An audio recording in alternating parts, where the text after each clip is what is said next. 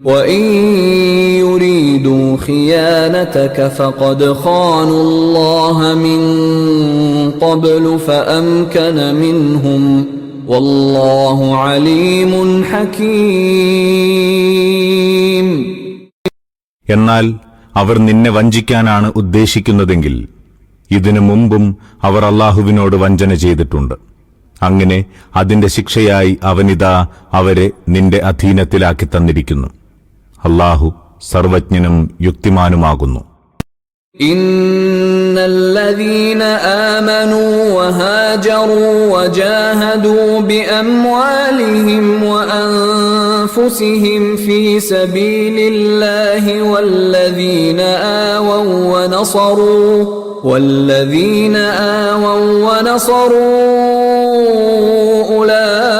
أولئك بعضهم أولياء بعض والذين آمنوا ولم يهاجروا ما لكم من ولايتهم من شيء حتى يهاجروا وإن استنصروكم في الدين فعليكم النصر إلا على قوم بينكم وبينهم ميثاق والله بما تعملون بصير. സത്യവിശ്വാസം കൈക്കൊള്ളുകയും ദേശത്യാഗം ചെയ്യുകയും ദേഹം കൊണ്ടും ധനം കൊണ്ടും ദൈവിക സരണിയിൽ സമരം ചെയ്യുകയും ചെയ്തവരും സ്വദേശം വെടിഞ്ഞവർക്ക് അഭയം നൽകുകയും സഹായിക്കുകയും ചെയ്തവരുമുണ്ടല്ലോ. അവർ യഥാർത്ഥത്തിൽ പരസ്പരം രക്ഷാധികാരികളാകുന്നു.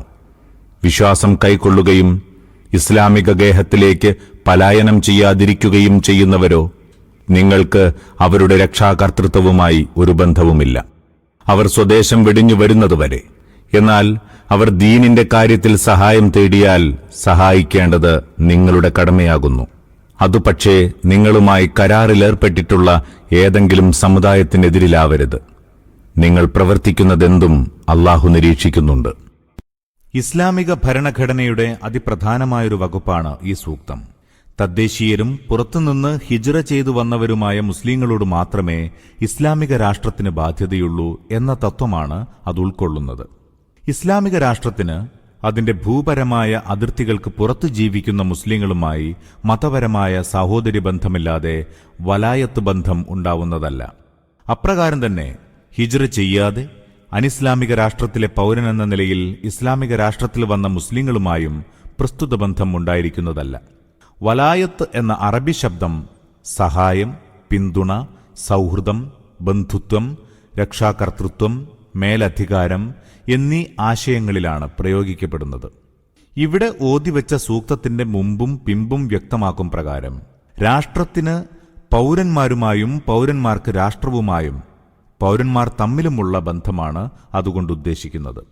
ഭരണഘടനാപരവും രാഷ്ട്രീയപരവുമായ വലായത്തിനെ ഇസ്ലാമിക രാഷ്ട്രത്തിന്റെ ഭൂപരമായ അതിരുകളിലാണ് ഈ സൂക്തം പരിമിതപ്പെടുത്തുന്നത്. അതിർത്തിക്ക് പുറത്തുള്ള മുസ്ലിങ്ങളെ ഈ പ്രത്യേക ബന്ധത്തിൽ നിന്ന് ഒഴിച്ചു നിർത്തുകയും ചെയ്തു. ഇതിന്റെ നിയമപരമായ സ്വാധീനം വളരെ വ്യാപകമാണ്. അതിവിടെ വിശദീകരിക്കാൻ സന്ദർഭമില്ല. ഉദാഹരണമായി ഇത്രമാത്രം സൂചിപ്പിക്കാം. ദാറുൽ കുഫ്രിലെ മുസ്ലിങ്ങളും ദാറുൽ ഇസ്ലാമിലെ മുസ്ലിങ്ങളും തമ്മിൽ പിന്തുടർച്ചാവകാശം ഉണ്ടായിരിക്കുന്നതല്ല. അന്യോന്യം നിയമാനുസൃത രക്ഷകർത്താവ് ആകാവതല്ല.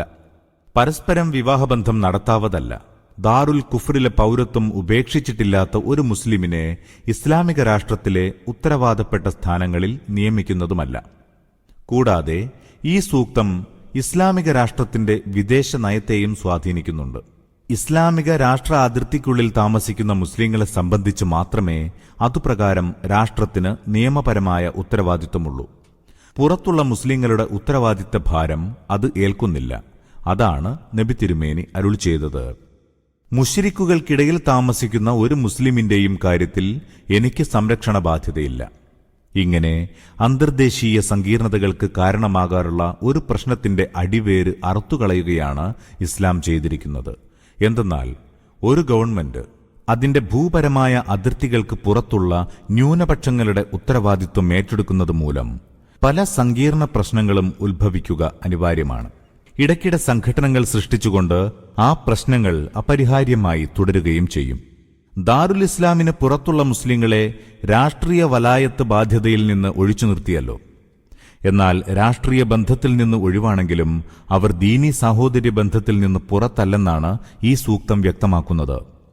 വല്ലേടത്തും അവർ മർദ്ദിക്കപ്പെടുകയും ഇസ്ലാമിക സാഹോദര്യ ബന്ധത്തിന്റെ പേരിൽ സഹായം അർത്ഥിക്കുകയും ചെയ്യുന്ന പക്ഷം ആ മർദ്ദിത സഹോദരങ്ങളെ സഹായിക്കാൻ ഇസ്ലാമിക രാഷ്ട്രവും അതിലെ പൗരന്മാരും ബാധ്യസ്ഥരാകുന്നു. എന്നാൽ ആ മതസഹോദരങ്ങളോടുള്ള സഹായ ബാധ്യത അന്ധമായി നിർവഹിക്കേണ്ടതല്ലെന്നും രാഷ്ട്രാന്തരീയ ബാധ്യതകളും ധാർമ്മിക പരിധികളും പരിഗണിച്ചുകൊണ്ട് മാത്രമേ പാടുള്ളൂവെന്നുമാണ് തുടർന്ന് വിശദീകരിക്കുന്നത്. മർദ്ദനം നടത്തുന്ന ജനതയുമായി ഇസ്ലാമിക രാഷ്ട്രത്തിന് ഉടമ്പടി ബന്ധങ്ങളുണ്ടെങ്കിൽ ആ ബന്ധങ്ങളുടെ ധാർമ്മിക ബാധ്യതകൾക്ക് വിപരീതമാകാവുന്ന ഒരു സഹായവും മർദ്ദിത മുസ്ലിങ്ങൾക്ക് നൽകാൻ നിർവാഹമില്ല. ആയത്തിൽ ഉടമ്പടിക്ക് പ്രയോഗിച്ചിട്ടുള്ള മീസാഖ് എന്ന ശബ്ദം വസീഖ എന്ന ധാതുവിൽ നിന്നുളവായതാണ്. ഉറപ്പ്, ഉത്തമ ബോധ്യം എന്നു മറ്റുമാണ് വുസൂഖിന്റെ അർത്ഥം. പരസ്പരം യുദ്ധമുണ്ടാവില്ലെന്ന് ഒരു ജനതയ്ക്ക് മറ്റൊരു ജനതയെ സംബന്ധിച്ച് ഉറച്ച വിശ്വാസം നൽകുന്ന ഏതൊന്നിനും മീസാഖ് എന്ന് പറയാം. അവരുമായി വ്യക്തമായ അനാക്രമണ സന്ധി ഉണ്ടാവട്ടെ, ഇല്ലാതിരിക്കട്ടെ. കൂടാതെ നിങ്ങളുമായി കരാറിലേർപ്പെട്ടിരിക്കുന്ന സമുദായം എന്ന് പ്രയോഗിച്ചതിൽ നിന്ന് മറ്റൊരു കാര്യം കൂടി വ്യക്തമാവുന്നുണ്ട്. ഇസ്ലാമിക ഗവൺമെന്റ് ഒരു അമുസ്ലിം ഗവൺമെന്റുമായി ഉണ്ടാക്കിയ ഉടമ്പടി രണ്ട് ഗവൺമെന്റുകൾ തമ്മിലുള്ളത് മാത്രമല്ല, രണ്ട് ജനതകൾ തമ്മിലുള്ളതുമാണ്. അതിനാൽ വന്നു ചേരുന്ന ബാധ്യതകളിൽ ഗവൺമെന്റിനോടൊപ്പം സമുദായവും സമുദായത്തിലെ ഓരോ അംഗവും പങ്കാളികളാണ്. മുസ്ലിം ഗവൺമെന്റ് മറ്റൊരു രാജ്യവുമായോ ജനതയുമായോ നടത്തുന്ന ഇടപാടുകളുടെ ബാധ്യതകളിൽ നിന്ന് മുസ്ലിം സമുദായമോ പൗരന്മാരോ വിട്ടുനിൽക്കുന്നത് ഇസ്ലാമിക ശരീഅത്ത് ഒരിക്കലും അനുവദിക്കുന്നില്ല. എന്നാൽ ഇസ്ലാമിക രാഷ്ട്രത്തിന്റെ ഉടമ്പടി വ്യവസ്ഥകൾ ആ ഗവൺമെന്റിന്റെ അധികാര പരിധിയിൽ താമസിക്കുന്ന മുസ്ലിങ്ങൾക്ക് മാത്രമേ ബാധകമാവുകയുള്ളൂ. ആ പരിധിക്ക് പുറത്തുള്ള മറ്റ് മുസ്ലിങ്ങൾ ഒരു വിധത്തിലും പ്രസ്തുത ബാധ്യതകളിൽ പങ്കാളികളാവുന്നില്ല. ഇതേ കാരണത്താലാണ് നബി തിരുമേനി മക്ക മുശ്രിക്കുകളുമായുണ്ടാക്കിയ ഹുദൈബിയ സന്ധി അബൂ ബുസൈറിനും അബൂ ജൻദലിനും ഇസ്ലാമിക രാഷ്ട്രത്തിലെ പൗരന്മാരല്ലാതിരുന്ന മറ്റ് മുസ്ലിങ്ങൾക്കും ബാധകമാക്കാതിരുന്നത്. والذين كفروا بعضهم أولياء بعض إلا تفعلوه تكن فتنة في الأرض وفساد كبير. സത്യത്തെ നിഷേധിച്ച ജനങ്ങളും പരസ്പരം സഹായിച്ചുകൊണ്ടിരിക്കുന്നു. നിങ്ങളും അങ്ങനെ ചെയ്യുന്നില്ലെങ്കിൽ ഭൂമിയിൽ കലാപവും വമ്പിച്ച നാശവുമുണ്ടാകും. സൂക്തത്തിലെ അവസാന വാചകത്തിന്റെ ബന്ധം തൊട്ടടുത്ത വാചകത്തോടാണെന്ന് വെക്കുമ്പോൾ ഉദ്ദേശം ഇതാണ്: സത്യനിഷേധികൾ പരസ്പരം സഹായിച്ചുകൊണ്ടിരിക്കുന്നതുപോലെ സത്യവിശ്വാസികളും പരസ്പരം സഹായികളായി വർത്തിച്ചില്ലെങ്കിൽ ഭൂമുഖത്ത് കുഴപ്പവും വമ്പിച്ച നാശവും നടമാടുന്നതാണ്.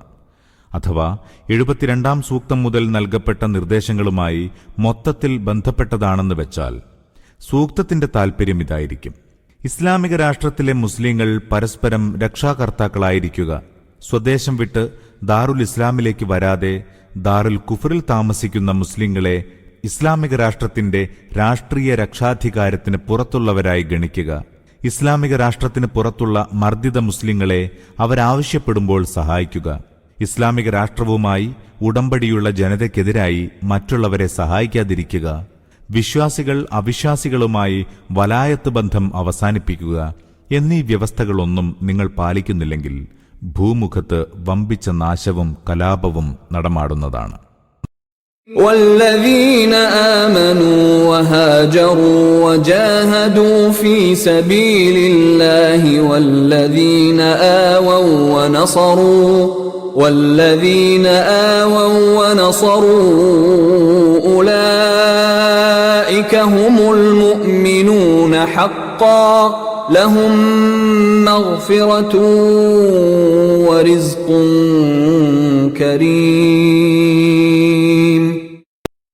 സത്യവിശ്വാസികളാവുകയും ദൈവിക മാർഗത്തിൽ സ്വദേശം വെടിയുകയും ക്ലേശിച്ച് അധ്വാനിക്കുകയും ചെയ്തവരും അവർക്ക് അഭയവും സഹായവും നൽകിയവരുമുണ്ടല്ലോ. അവരാകുന്നു യഥാർത്ഥ സത്യവിശ്വാസികൾ. പാപങ്ങളിൽ നിന്നുള്ള മോചനവും മഹത്തായ വിഭവങ്ങളും അവർക്കുള്ളതാകുന്നു. والذين آمنوا من بعد وهاجروا وجاهدوا معكم فأولئك منكم وأولو الأرحام بعضهم أولى ببعض في كتاب الله إن الله بكل شيء عليم. പിൽക്കാലത്ത് സത്യവിശ്വാസികളാവുകയും സ്വദേശം വെടിഞ്ഞുവരികയും നിങ്ങളോടൊപ്പം പ്രയത്നത്തിലേർപ്പെടുകയും ചെയ്തവരും നിങ്ങളുടെ ഗണത്തിൽപ്പെട്ടവർ തന്നെ. എങ്കിലും അള്ളാഹുവിന്റെ നിയമത്തിൽ രക്തബന്ധുക്കൾ അന്യോന്യം കൂടുതൽ അവകാശമുള്ളവരാകുന്നു. നിശ്ചയം അള്ളാഹു സകല സംഗതിയും അറിയുന്നവനല്ലോ. ഉദ്ദേശ്യമിതാണ്: ഇസ്ലാമിക സാഹോദര്യ ബന്ധത്തെ ആസ്പദമാക്കി പിന്തുടർച്ചാ അവകാശം സ്ഥാപിതമാകുന്നതല്ല. അതുപോലെ രക്തബന്ധത്തിന്റെയോ വിവാഹബന്ധത്തിന്റെയോ അടിസ്ഥാനത്തിൽ ബാധകമാവുന്ന മറ്റവകാശങ്ങളൊന്നും മതസാഹോദര്യത്തിന്റെ പേരിലും ലഭിക്കുന്നതല്ല.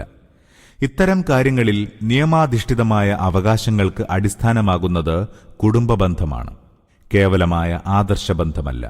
ഇതിവിടെ പ്രത്യേകം പരാമർശിക്കാൻ കാരണമുണ്ട്. ഹിജ്റയെ തുടർന്ന് മക്കയിൽ നിന്ന് വന്ന മുഹാജിറുകളും മദീനയിലെ അൻസ്വാറുകളും തമ്മിൽ നബി തിരുമേനി സഹോദരത്വബന്ധം സ്ഥാപിച്ചതിൽ നിന്ന് ആ മതസഹോദരന്മാർ പരസ്പരം അനന്തരാവകാശികളാണെന്ന് ചിലർ ധരിക്കാനിടയായി. അത് തിരുത്തുകയാണിവിടെ.